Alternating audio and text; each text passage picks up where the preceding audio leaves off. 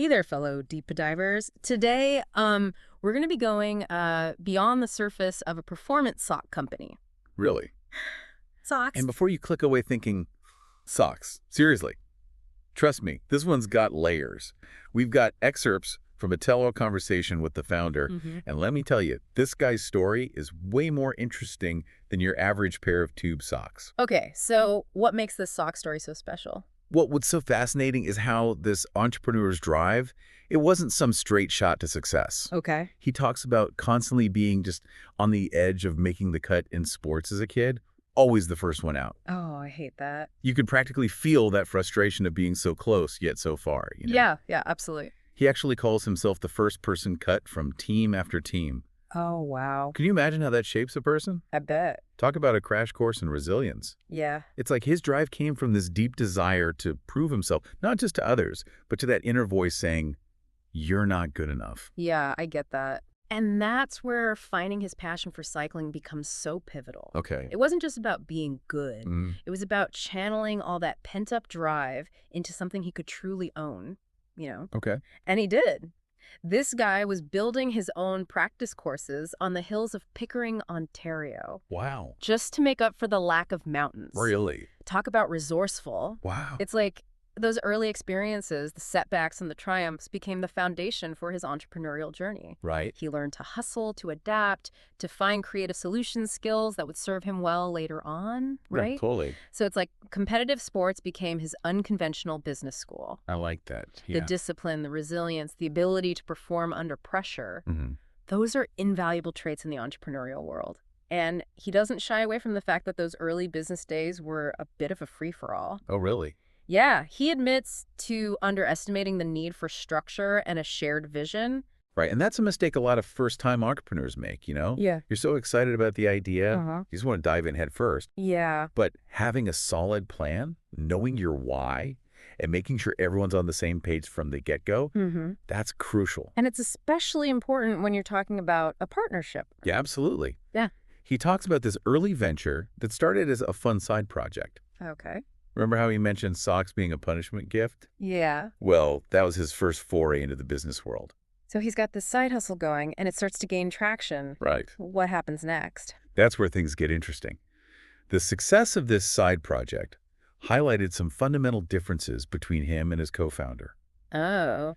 Their values weren't aligned. Mm-hmm. Their visions for the future diverged. Okay. And that's a recipe for friction. Yeah. They ended up parting ways, right? Yeah. What did he learn from that experience? He's incredibly candid about the mistakes they made. Like, Not having a shareholder agreement, for example. ooh. That's a huge red flag for anyone entering a business partnership. Right. So what's the takeaway here for our listeners? It's about being proactive, Okay. even when you're caught up in the excitement of a new venture. Don't be afraid to have those tough conversations about roles, responsibilities, and long-term goals early on. Mm-hmm. A little bit of planning up front can save you a whole lot of heartache down the line. Ouch. Yeah, that's a lesson some of us learn the hard way. But it sounds like that experience kind of pushed him towards his true calling, Right. He saw a gap in the market. Yeah. People investing in high-performance gear, but neglecting their feet. Interesting. And he was perfectly positioned to address it. This wasn't just some random guy deciding to make socks. Right. He brought his experience as a professional cyclist, understanding the demands athletes place on their feet. He knew what worked, what didn't, and what was missing. Right. He wanted to create the yoga pant for the foot, Right. right? Comfort and performance all rolled into one. Yeah. So he launches the sock company, things are going well, and then bam, What? he gets hit with a cease and desist order. Oh, no. Talk about a punch to the gut. Oh, that's rough. What happened?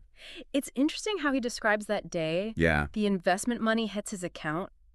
Wow. He's on top of the world, and then he sees that email from his lawyer. Oh, my goodness. Talk about a roller coaster of emotions. Yeah. This is a great example of why due diligence is non-negotiable, even if you're not a lawyer yourself. Right? So what does this mean for someone listening who might be thinking, okay, I need to check for legal landmines, but where do I even start? Yeah, that's a good question. Like, how do you even know what you don't know you know? Right, exactly. Where do you even begin? Well, I think it starts with understanding your industry. Okay. What are the common legal pitfalls? Are there specific regulations you need to be aware of? This is where talking to a lawyer who specializes in your field can be invaluable, I think. Okay. They can help you identify potential issues before they become major problems. So it's all about being proactive, getting ahead of it. Exactly. And that's exactly what this entrepreneur had to do. Okay. He had to rebrand his entire company in 6 months, logos, packaging, the whole 9 yards. Wow, that's a lot.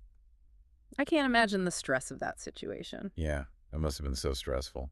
But here's where his athletic background kicks in again. Okay. He doesn't crumble under pressure. Right. He sees this as another hurdle to overcome, another opportunity to learn and adapt. Yeah, And it's a good reminder for all of us, right? Yeah. Setbacks are inevitable. totally. But it's how you respond that defines you as an entrepreneur. I agree.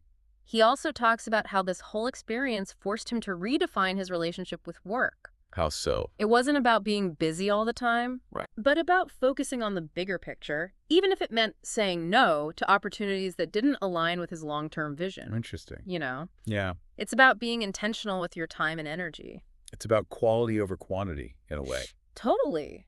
He even started asking himself a powerful question every day, and I love this. What's that? When did I not say or do what I was really thinking or feeling? Wow, that's a tough one. It makes you think, right? Yeah. About how often we prioritize others' expectations over our own needs and desires. Exactly. And that shift in perspective, that commitment to authenticity, Yeah. that led him to a pretty profound realization about his own strengths. So he's built this successful business, weathered some serious storms, and now he's questioning everything. Right. That's kind of brave, right? It does. And what's really interesting is what he discovers about himself through that process. Okay. You see, he initially resisted the idea that his talents extended beyond making great socks. Really? He was clinging to this identity he'd built, Hmm. afraid to let go, even if it meant limiting his own potential. He was so focused on being the sock guy that he couldn't see the forest for the trees? Exactly. But through external guidance, he actually credits a friend for this insight. Mm-hmm. He has this aha moment. Okay, what happened? He realizes his superpower isn't socks. Interesting. It's this innate ability to improve any product, to bring that same dedication to quality and innovation to anything he sets his mind to.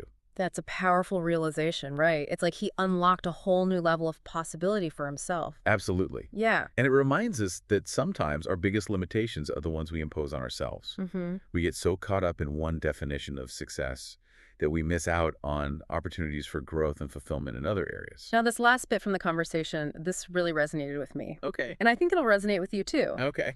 He leaves us with this idea of contentment, but without complacency. Okay. It's about acknowledging these are the good old days, even as we're striving for more, you know? Yeah. It's so easy to get caught up in the hustle, always chasing the next milestone. Totally. He talks about how during his cycling career, he was so laser focused on winning that he didn't fully appreciate the incredible experiences he was having. He was living his dream, but not really living it. Exactly. He was so fixated on the destination that he missed out on the beauty of the journey. Yeah. And that's a trap it's easy to fall into, especially for ambitious, driven individuals. Totally.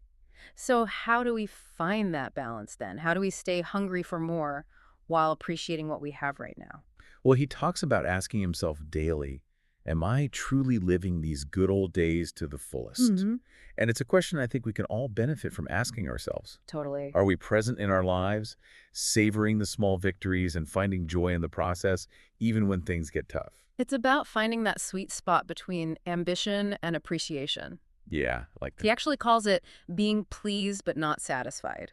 You can be proud of your accomplishments while still striving for growth and progress. it's a constant balancing act, Right. but one that's essential for long-term fulfillment. So as you navigate your own journey, whatever that looks like, remember this entrepreneur's story. Mm-hmm. Let his experiences serve as a reminder to embrace the ups and downs, to learn from your mistakes, and to never stop questioning, growing, and evolving.